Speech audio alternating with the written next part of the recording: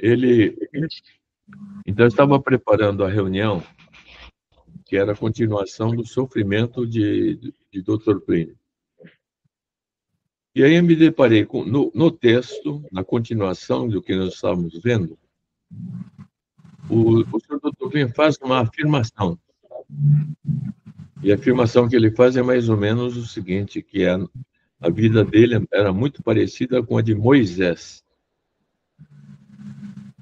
Então eu pensei comigo, bom, se parecia com Moisés, vamos ver no que a vida dele parecia com a vida de Moisés. E eu acho que todos assistiram aquele filme Os Dez Mandamentos. Quem assistiu? Levante a mão, só aqueles que já assistiram. Todos assistiram. Então acontece o seguinte, mas se a gente pegar os pontos que nos interessam hoje, depois de nós estarmos já 50, 60 anos em contato com o grupo, a gente vê a história de Moisés com outros olhos. É uma coisa curiosa. Então, eu selecionei alguns trechos do, do filme Os Dez Mandamentos para ilustrar essa reunião de hoje. Então, nós vamos tratar hoje, conhecer hoje Dr. Plínio, né, espelhado na vida de Moisés, para ver como é que foi a vida de Moisés e como foi a vida do senhor Dr. Plínio. Portanto, nós vamos hoje deter um pouco mais para Moisés, né? E para isso, eu me baseei, uma parte da reunião, que não deu para preparar toda ela, mas eu me baseei num artigo que o senhor Dr. Plínio leu, gostou muito, no ano de 80, mais ou menos. Tem mais alguém pedindo para permitir? Deve ser se eu estou. Alô? Eu permiti ele, não apareceu alguém, hein? Ah, tem. Sim, estou. São Maria, 20 flexões aí, porque chegou atrasado, né? Só Maria, seu Diogo. Bom, então eu estou dizendo, seu Stocco, que é o seguinte, que o senhor Dr. Plínio disse que a vida dele era muito parecida com a de Moisés. Sim, sim. Então nós vamos ver em que a vida de Moisés foi parecida com a do senhor Dr. Plínio. Então eu vou comentar primeiro um artigo do André Froissart, que foi um membro da Academia Francesa de Letras, que no ano de 1980 ele escreveu um artigo chamado Moisés. E como todo membro da Academia Francesa, eles têm umas tiradas especialíssimas. O Tobin gostou muito do artigo, fez uma gravação, e essa gravação já está na internet. Portanto, quem quiser ver, pode procurar no Catolicismo, colocar Catolicismo Moisés Plínio Corrêa de Oliveira. Vocês vão encontrar o artigo O Santo do Dia, que o senhor Dr. Plínio comentou sobre o André Fossar. Está claro ou não? E por isso que eu vou suspender, abrir um parêntese aqui, e eu perguntei se todos tinham assistido o filme Os Dez Mandamentos. Eu creio que o senhor Stocco já assistiu também. Bom, e se a gente... Eu peguei o filme 60 anos depois e fui assistir ao filme e vi que o filme realmente mostra como a vida de Moisés foi uma vida assim sem cheio de becos sem saídas e um verdadeiro rio chinês. Então a intenção minha hoje seria exatamente essa, de mostrar como a vida de Moisés foi muito parecida com a vida do senhor Dr. Plínio. Então, eu vou colocar aqui o link para os senhores acompanharem e nós vamos...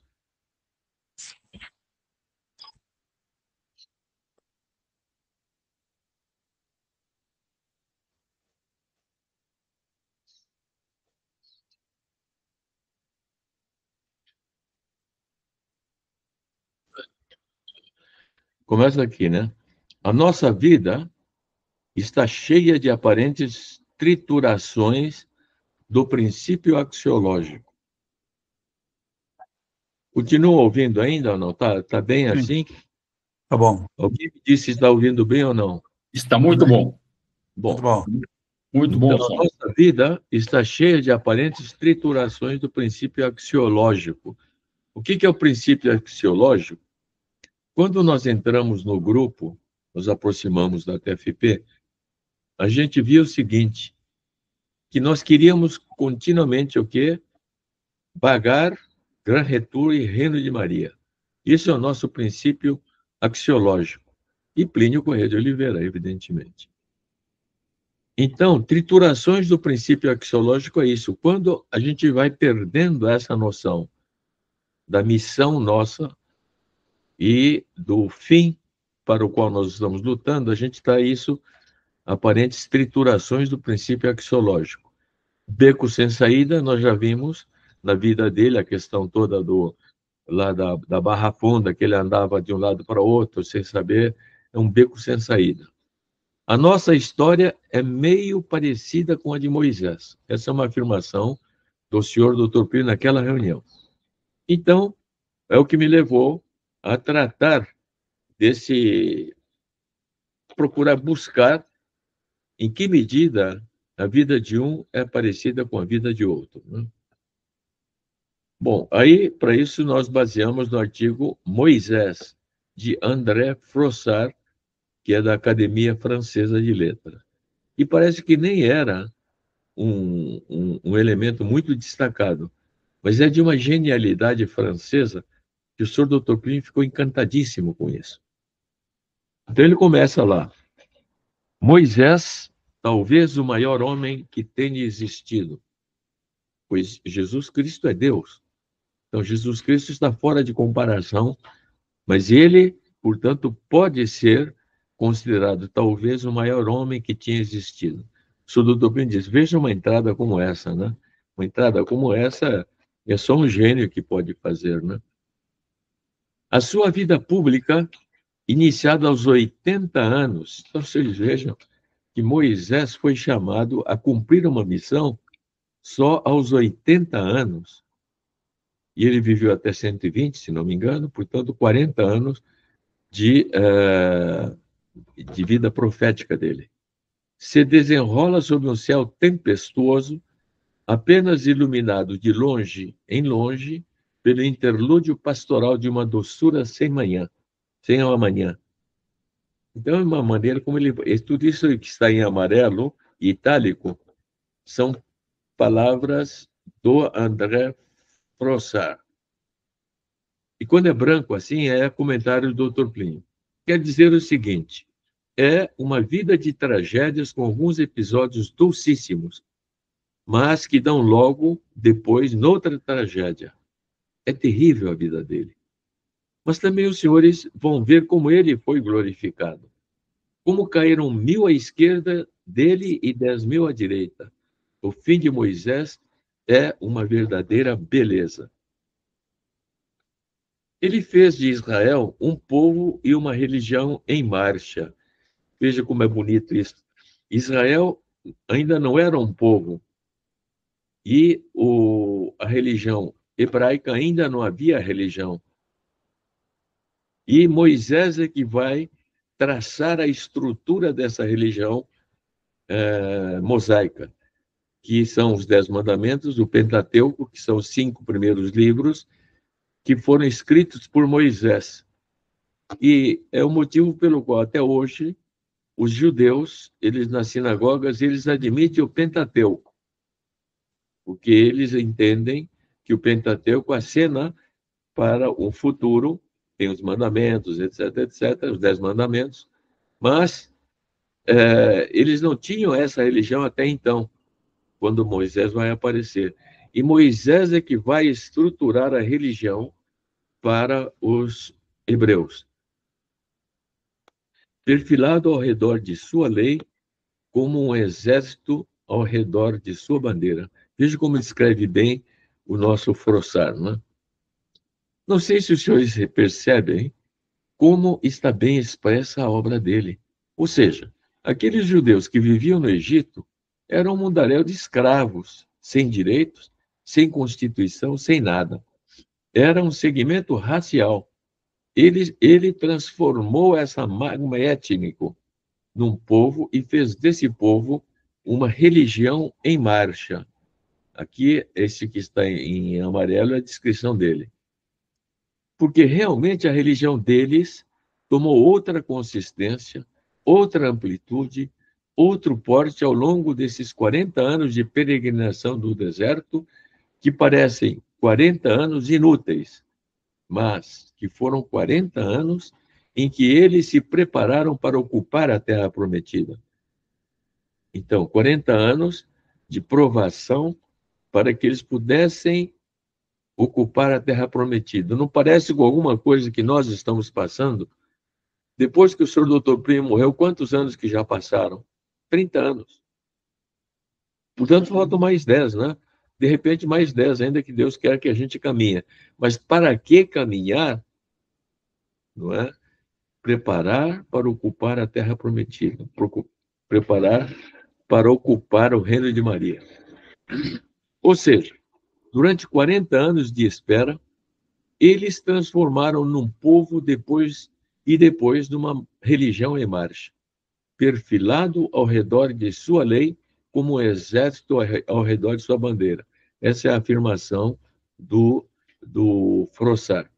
Quando eles entraram na terra de Israel, eles já estavam completamente estruturados para ser o grande povo que foram depois.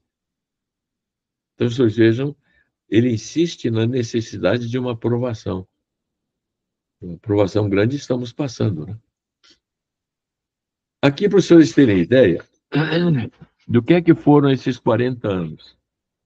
Então, nós temos aqui, a minha seta aparece aí para os senhores ou não aparece? Essa Sim.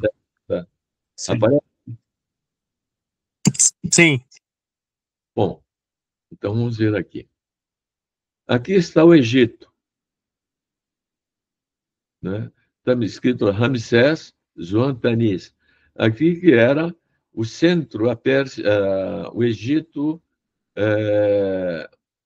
que morava aqui o Ramsés, o faraó. E depois, então, os hebreus foram expulsos, saíram daí, atravessaram o Mar Morto, o Mar Vermelho, não é? E vão descendo. Se eles fossem em linha reta daqui até aqui, que é exatamente a Terra Prometida, seriam 500 quilômetros. E 500 quilômetros, se ele andasse, digamos, como é muita gente, andar em 30 quilômetros por dia, se andasse 10 quilômetros por dia, dava 50 dias em linha reta. Atravessariam o deserto, etc., etc., 50 dias estariam lá. Mas eles ficaram 40 anos fazendo esse percurso todo. Então, saíram daqui, vieram para cá acompanhando o mar, chegaram até o Monte Sinai. O Monte Sinai está aqui. O Monte Sinai foi o monte em que o Moisés recebeu a tábua dos 10 mandamentos. Está claro? Bom, e depois eles vêm aqui, vêm andando, olha, eles veem que eles fazem umas reviravoltas, etc, etc, vêm para cá, voltam, vêm para cá, vai, e chega lá no Monte Nebo. No Monte Nebo, Moisés despede-se, ele já está vendo a terra da promissão. Lá na frente, ele vê, está no alto da montanha com alguns, ele vai despedir daqueles, porque Deus disse que ele veria a terra da promissão, mas não entraria na terra da promissão. E ele disse por causa de minhas infidelidades. E uma das infidelidades que ele cometeu foi quando ele estava faltando água, os hebreus começaram a apertar Moisés, e Moisés, então, você nos tirou lá do Egito para morrer de sede aqui no deserto, né? Aí ele reclamou, Senhor, eles estão reclamando e pedindo água, o que eu devo fazer? Moisés, vai naquela pedra lá, dá uma batida com o bastão, que vai sair água. Aí ele foi lá, deu uma pancada e ele falou, mas será que uma só saiu? Eu vou dar uma segunda. Deu uma segunda. Essa é uma das infidelidades de Moisés. Ele devia ter dado só uma. Deus disse para dar uma batida. E com o bastão que ele já tinha feito vários milagres. E aquele também era uma vez que ele devia tocar. Essa é uma das infidelidades. Eu não conheço com detalhes a vida de Moisés, mas esse é um dos pontos. Agora, nós vamos ver lá na frente, já vou antecipar, as tantas Moisés é mandado embora e ele vem aqui no Monte Horebe. E aqui que ele vai encontrar um pastor muito rico, que tem seis filhas, eu acho que é. 6 filhas e uma porção de... Era um grande pastor, um grande empresário, digamos, da linguagem moderna. E aqui ele vai casar com uma judia, e depois ele vai voltar novamente para o Egito e vai tirar o povo hebreu de lá e vai fazer esses 40 anos de percurso. É claro. A existência deles transcorria em um itinerário cheio de voltas e dobras de surpresas, como seria o de algum caprichoso rio chinês. Então vejam que Dr. Plínio já anuncia o rio chinês. O rio chinês o que é? Dr. Plínio, examinando o mapa uma vez, ele viu que é curioso o rio chinês, que ele nasce no alto da montanha, vai descendo, vai caminhando em direção ao mar. Mas quando ele chega bem pertinho do mar, ele dá uma curva e vai lá para o interior de novo. Volta, chega perto do mar e dá outra curva. Vai, volta de novo. E assim é o rio chinês. E seguia, e seguia, seguia. Não havia meio de entrarem na Terra Prometida. Mas, com uma síntese toda francesa, esse escritor vai expondo já o que aconteceu. Então, nós temos aqui, esse daqui é o rio chinês dos 40 anos dos hebreus. 40 anos de luta de Moisés prepararam os judeus para entrarem na Terra Prometida. Os senhores veem, portanto, aqueles 40 anos de rio chinês, que foram os 40 anos de luta de Moisés, como maturaram algo quando ninguém imaginava que estivesse maturando qualquer coisa. É para os senhores verem, meus caros, que no rio chinês há muita coisa de fecundo. Deixa eu só me ver uma coisa. Eu quero confirmar se está saindo. Está gravando?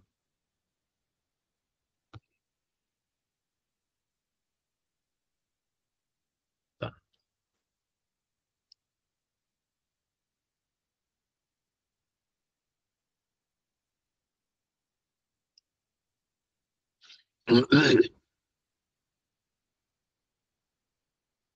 Agora aqui uma coisa curiosa. Eu vejo como o senhor doutor Plínio gosta da coisa. Que ele, quando Deus diz para ele, Moisés, eu tenho uma missão para você, ele diz, sim, mas senhor, como é que eu vou fazer? Eu sou gago. Né? Ninguém vai acreditar num profeta gago, né? E aí Deus disse o seguinte, olha, não se preocupe. O seu irmão Arão vai com você, ele fala por você. Né? E então Arão vai estar sempre junto com Moisés. Agora, ele que era gago, então o Frossard, ele escreve o seguinte, a eloquência prodigiosa deste homem que gaguejava, que veja que interessante, né? Então, é a eloquência de um homem que era gago, encheu o Antigo Testamento de sua sonoridade de bronze, cuja grandeza wagneriana rola eternamente suas vagas possantes sob os céus pacíficos do Evangelho. Vocês já imaginaram alguém que escrevesse uma coisa desse nível, sobre a vida de Dr. Plínio? Precisaria encontrar alguém, né? Vamos ver se aparece. Comentário do Dr. Plínio. É fenomenal, não é? Eu acho que dispensa qualquer comentário. Então, o céu pacífico do Evangelho e a vaga possante da voz desse gago que Moisés, de fato, era gago. E desse gago de grande eloquência. É o comentário do Dr. Plínio. Ele nasceu sob o signo da primeira perseguição antissemítica registrada na história, numa data que hesita ainda em fixar entre os séculos XV e XIII antes da era cristã. Isso é o Frossard escrevendo. Ou seja, foi no século XV ou XIII antes de Cristo. Foi a primeira perseguição antissemítica. Roma não era senão um débil ondulado de colinas desertas à beira do Tibre. Ou seja, nesta época que está acontecendo isso, Roma ainda não tinha significação nenhuma. Acrópole, na Pérsia, um terraço desnudo, uma espécie de escabelo avançado do mar para uma representação de gênio que ainda não começara. Então, tudo isto estava ainda meio abandonado ainda, né? Alguém pediu para falar? A civilização. Quem é? Alguém está pedindo a palavra? Pode abrir aí e falar, não, não é ninguém? Bom, a civilização seguia dois rios, o Tigre, o Nilo e o Eufrates. Vamos ver aqui o que era a civilização nessa época ainda. Estão vendo o mapa aqui, né? Nesse mapa mostra, aqui é o rio Nilo. Alô? Aqui é o rio Nilo. Entrou alguém, é? Aqui está a Síria, aqui está a Síria, a Mesopotâmia, aqui está o rio Tigre e Eufrates. Tá claro? Aqui é o deserto Sinai. Então, a civilização seguia dois rios, o Nilo, que é esse daqui que eu mostrei, né? Acho que foi aqui. O rio Nilo, que é esse daqui, e o rio Eufrates, é esse daqui. O resto ainda não era civilização, pelo menos conhecida. Alguma coisa já estava, porque houve dispersões na época do castigo que Deus deu lá no começo, houve a dispersão dos povos, e tudo isso está espalhado, mas civilização mesmo era só nessa parte avermelhada. A civilização seguia dois rios, o Nilo e o Eufrates, e começava a enxertar alguns frutos promissores numa ilha do Mediterrâneo, Creta, que era a plataforma inicial das artes, das leis, das técnicas do mundo ocidental. É lá, porque tudo isso era mundo oriental, norte da África, etc., era oriental. E a Creta que abriu as portas da civilização para o Ocidente. E onde é que fica Creta? Creta está aqui, olha, eu estou vendo a seta vermelha, ela indica para essa ilhazinha aqui. Aqui, que vinham muita gente lá do norte da África, etc., para estudar em Creta, formar uma civilização muito adiantada aqui. E daqui é que vão partir para aqui está a península Peloponeso, na Grécia, aqui está a Itália, está vendo a bota da Itália aqui? E para cá fica Israel, tá claro? E aqui está o Mar Vermelho, a ponta do Mar Vermelho, e aqui é o Egito. Mas Creta é isso daqui. Então vamos ver o que ele comenta sobre Creta. A civilização seguia dois rios, o Nilo e o Eufrates, e começava a enxertar alguns frutos promissores numa ilha do Mediterrâneo. Creta, plataforma inicial das artes, das leis e das técnicas do mundo ocidental. Veja uma palavra só, como o papel de Creta está bem definido. E o autor passa para frente, comenta o Dr. Plínio.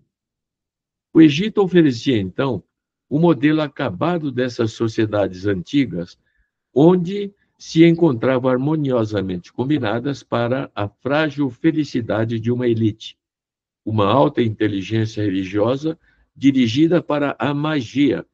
Dr. Plínio comentou uma vez o seguinte, que depois do pecado original, os povos se perderam, etc., etc., mas mantiveram algumas coisas que tinham no paraíso. E Israel era os hebreus eram um povo essencialmente pastoril. Eles viviam assim no cultivo, no campo, etc., no cuidado das ovelhas, etc. E o Egito não. O Egito era uma coisa superior, uma super civilização técnica avançada. Era os Estados Unidos da época, né? Então, tudo era grandioso, tudo era espetacular, etc., etc. Isso no Egito. Então, era uma alta inteligência religiosa. Então, o doutor Plínio comenta que os hebreus eram pastoris, mas tinham uma vocação profética. Os egípcios tinham o profetismo terreno, mas não eram um povo profeta. Mas eles eram muito inteligentes. Então, uma alta inteligência religiosa, mas voltados para a magia. Esse foi o grande desvio que os egípcios fizeram. Era a magia. O mais extremado refinamento dos sentidos e mais refulgente dureza de costumes políticos. Era uma espécie de uma ditadura dos faraós impressionante. As magníficas estátuas dos túmulos do Nilo exprimem com perfeição essa mistura de espiritualidade superior, de rigor e de sensualidade. Isso quem descreve não é o senhor Dr. Plínio. Você percebe como é parecida a linguagem com o senhor Dr. Plínio? Dr. Plínio comenta, perfeitamente descrito, porque tem qualquer coisa de espiritualidade ocultística de um lado, e de outro, o que tem de rigor e o que tem de sensualidade. Qualquer daquelas figuras está perfeitamente descrita nesse tríptico. Quer dizer, nisso que ele vem dizendo aí, né? Eretas, braços colados ao longo do corpo, elas avançam um pé, as efígies, né? Como os granadeiros ingleses nas paradas. E sob a cabeleira, em forma de crina estilizada, o rosto ergue na noite seus traços geométricos de astro iluminado pelo estranho sorriso da morte. Dr. Plínio dizia, eu não tenho o direito de comentar. É tão espetacular isso tudo. Bom, então aqui é o mapa que nós já vimos, eu antecipei. Aqui o outro mapa que também mostra. Aqui aquilo que eu comentei com os senhores, que se ele fizesse esse caminho aqui dessa linha preta, levava uns 500 quilômetros. 10 quilômetros por dia, porque era muita gente. 50 dias está aqui. 50 a 100 dias estariam aqui folgadamente em Canaã. Mas foram 40 anos de punição de Deus por causa das infidelidades do povo.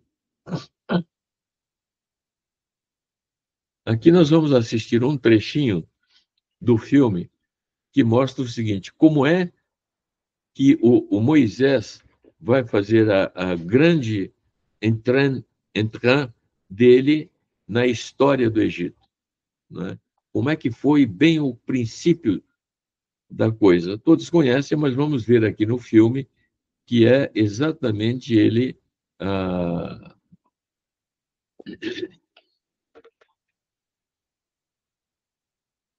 Passa-se a luz.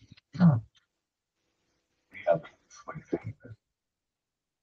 Com essa luz, Deus criou a vida sobre a terra. Dado poder sobre todas as coisas da terra e a faculdade de escolher entre o bem e o mal. Cada um seguiu sua vontade, pois não conheciam a luz da lei de Deus. Dominou seu semelhante. O conquistado foi escravizado pela força. Estamos postos. E liberdade para se crescer. Assim, os egípcios obrigavam os filhos de Israel a servir-lhes com rigor.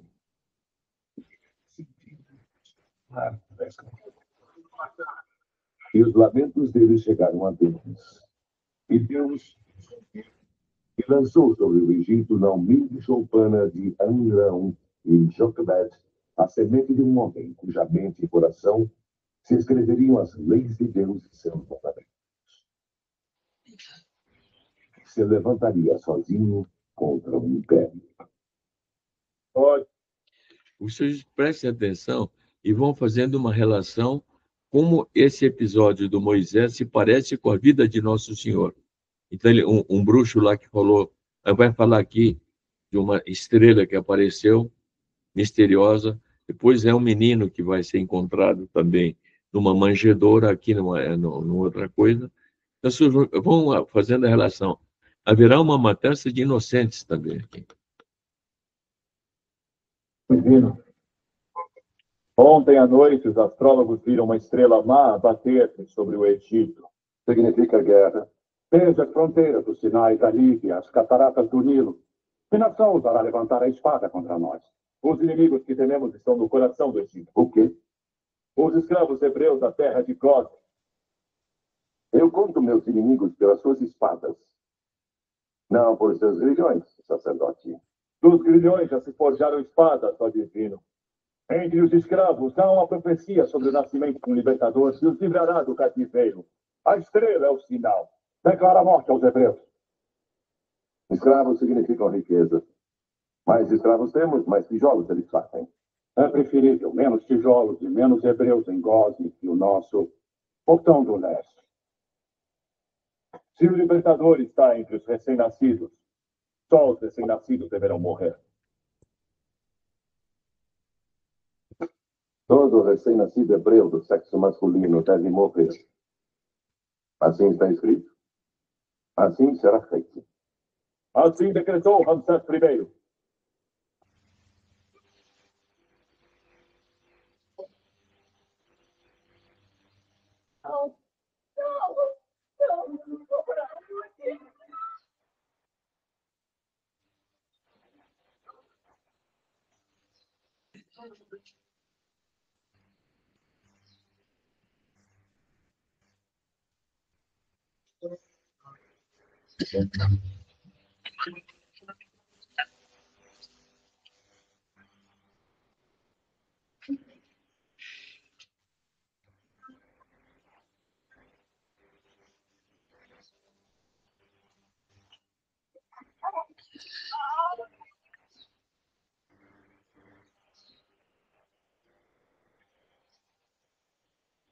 Ó Deus, toma meu filho em tuas mãos, para que ele viva para servir.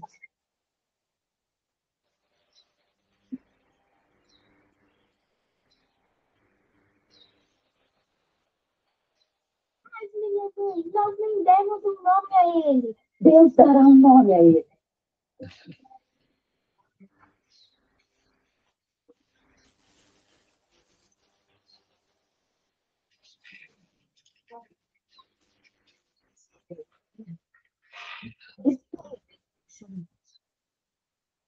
É para onde Deus o leva. Mãe.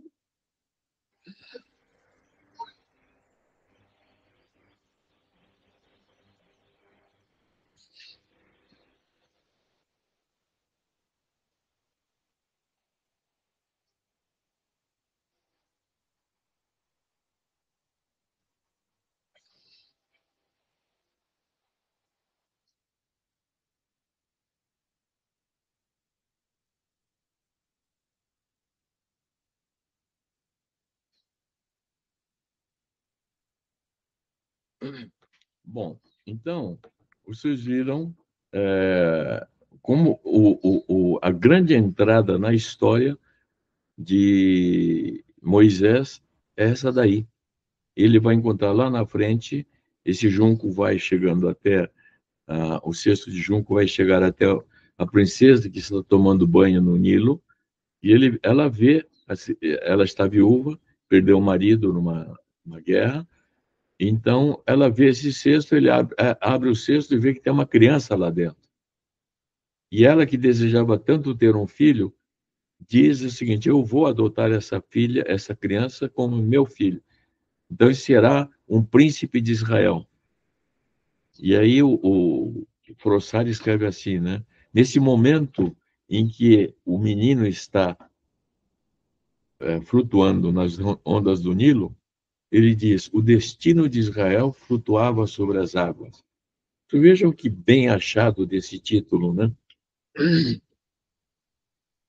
O crime não podendo ser cometido em segredo, o faraó decide decretar a sua obrigatoriedade. Israel, extenuado em sua miséria, recebeu ordem oficial. Todos os meninos recém-nascidos deverão ser lançados ao rio. Moisés é um deles.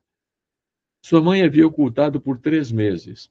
Não podendo mais ocultá-lo, ela tomou uma pequena caixa de junco que revestiu de betume e de piche como um navio. Aí, reclinou a criança sobre um leito de folhas e, seguida de sua família, foi depositar a frágil embarcação à margem do Nilo, entre os juncos. O destino de Israel flutuava sobre as águas.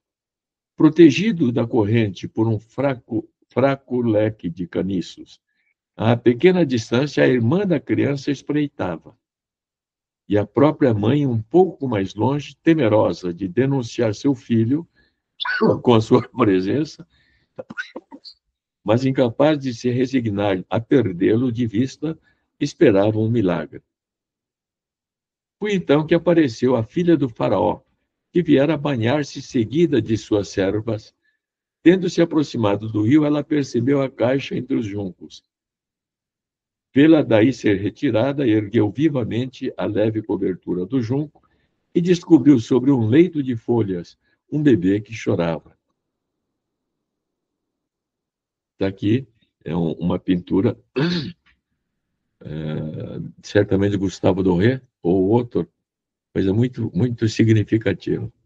É o momento em que a princesa do Egito pegou a criança.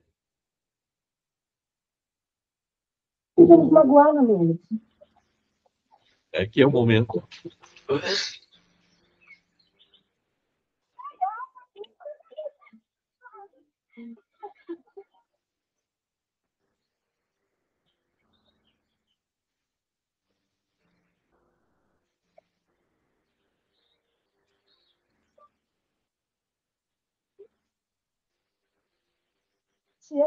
Menos de quantas garotas embora.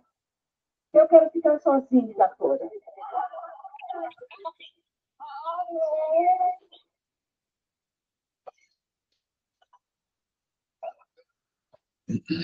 O que encontraste?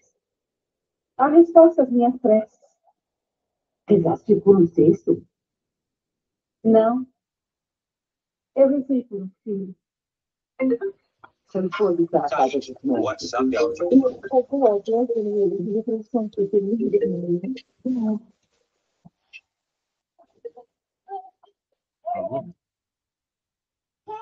Chamaria fica aí. Conheces o desenho deste pano? Você veio cobrindo meu Bem filho. obrigado.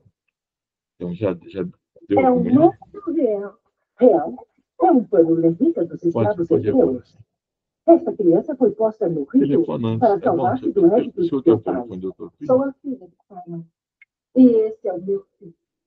Então liga Será para ele. criado em minha casa, como o príncipe das suas terras? Não. Bom, então aqui, vocês vejam a cena, é a princesa do Egito que acabou adotando o Moisés como filho dela, porque ela esperava um filho, o marido morreu, então ela não teve filhos. Então ela adotou ele como filho, e ele passou a ser, então, de um simples filho de escravos, passou a ser príncipe do Egito. Vocês vejam que salto que ele deu, né? Agora, isso que aparentemente foi um grande salto, vai passar, na primeira fase, ele cresce, etc., fica um homem adulto, ele começa a comandar guerras e começa a vencer, está no auge do prestígio, todo o Egito festeja, então, as vitórias de Moisés, e aí o que acontece? Acontece que um dia ele estava andando pela cidade e viu dois hebreus brigando. Não. Primeiro era um romano ameaçando um hebreu. Então, ele foi, matou o romano, matou o egípcio. Matou o egípcio e ele enterrou na terra, enterrou na terra não pode ser outra coisa, né? É uma redundância. Mas enterrou, então, o corpo e achou que estava tudo seguro, né? Porque eu enterrei, ninguém viu. E aí, no dia seguinte, ou nos dias seguintes, ele estava andando pela cidade e tinham dois hebreus discutindo, mas discutindo em voz alta, assim, né? E ele foi tentar apartar os dois hebreus. Aí o hebreu disse: então, você está querendo fazer comigo o que você fez ontem outro dia com o egípcio, que você enterrou lá, matou e enterrou? E aí ele levou um sobressalto. Ele falou: puxa vida, então esse negócio aqui já repercutiu mais do que eu pensava, a coisa.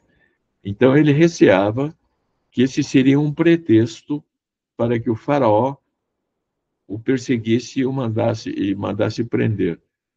Então, ele, para evitar isso, o que ele fez?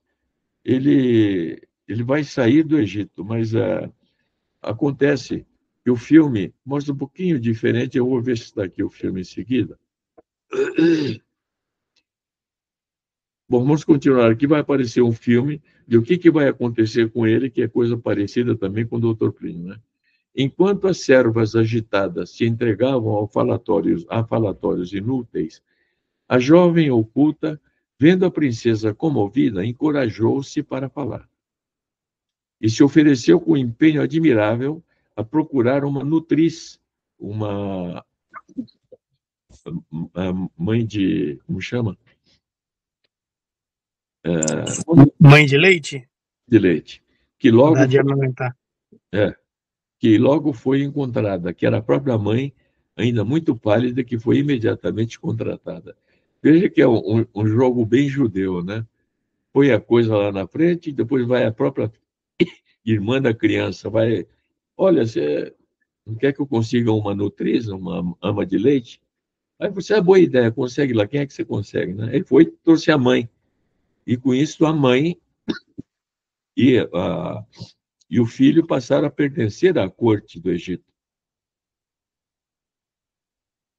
Bom, desde logo a filha do faraó tratou o menino como seu filho e lhe deu o nome de Moisés, porque o tirei das águas. Significa isso, tirado das águas. O nome de Moisés é, com efeito, composto de moi, que significa água, e no final, esses, que é salvo, salvo das ondas. Bom, aqui, dos 80 anos que se vão seguir, porque ainda ele vai viver 40 anos antes de haver o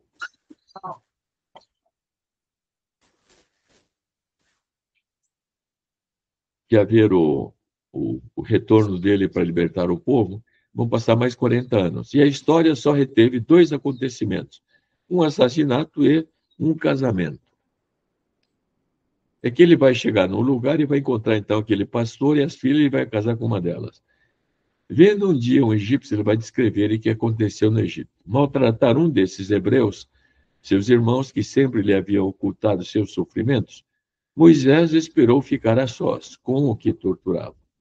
Matou-o, enterrou-o na areia. Não havia ninguém nos arredores e ele acreditou estar seguro. Mas, no dia seguinte, iria medir a extensão de seu erro. Dois hebreus iniciaram uma discussão diante dele. Procurando sepultá-los, o mais agressivo dos dois gritou-lhe: quem te fez como juiz? Terás por acaso a intenção de me assassinar, como fizeste com o egípcio? Temendo que o faraó logo o buscasse para condenar à morte, Moisés fugiu para o país de Madiã, do outro lado dos lagos, em algum lugar ao norte das proximidades do Sinai, que eu mostrei no mapa para o senhor. O senhor Landelli não conseguiu. Eu falei com ele, ele tentou, não sei o que aconteceu lá com ele. Ah, é? E ele estava na primeira parte, ele estava presente. Ah, está. Tá. Ele demorou um pouquinho porque disse que teve que ver uma coisa urgente com o pai, mas que o pai dele tem problemas, né, de saúde. Mas depois ele disse que tentou e não conseguiu entrar. Tá bom. Tá bom, Eu então não eu sei se passo o link. não Se sei se ficou clara a questão do começo do mês. ficou eu e o Ah, Marco com o senhor. o senhor faria a reunião como se estivesse fazendo normal, Sim, entendi. certo? Tá bom. O link que o senhor quer mandar é para essa parte que foi gravada. O senhor gravou essa, né? Eu gravei, vamos ver como é que se sai bem. Se sair bem, eu mando para o senhor o link, para o senhor passar por Lacerda. Sim, Tá bom? certo. Tá certo. O doutor Plínio está hospitalizado ainda? Tá hospitalizado. Ele está numa melhora constante. Ele já passou. Primeiro, ele passou na enfermaria. Depois da enfermaria, ele foi para um quarto de isolamento. E porque caracterizaram lá também o Covid, além do problema que ele teve Covid. Então, ele ficou mais ou menos restrito, não inteiramente impedido, e depois ele foi transferido, acho que anteontem, para um quarto comum, desses que é para. Não tem limite de visita, pode visitar a qualquer hora. Então, ele está, porque está progredindo a recuperação dele. Agora, quando que se dará? Eles estão querendo já dispensá-lo, né? Mas nós não estamos fazendo muita questão enquanto não resolver inteiramente o problema da pneumonia. Claro. Claro. Ele teve Covid, né? Covid também. Porque logo que ele entrou, por causa das manifestações de gripe, etc., eles fazem o teste, então, de Covid, de dengue, etc., etc. E dele deu Covid. Nossa. Como é que foi pegar Covid? Ele não pegou da outra vez, né? Agora pegou o Covid, mas o Covid mais leve. É um Covid que praticamente tratam como uma gripe um pouco mais grave. Combinado, senhores? Combinado, sim, senhor. Tá bom, então, reza por Dr. Plínio. Sim. E São Maria. salve Maria.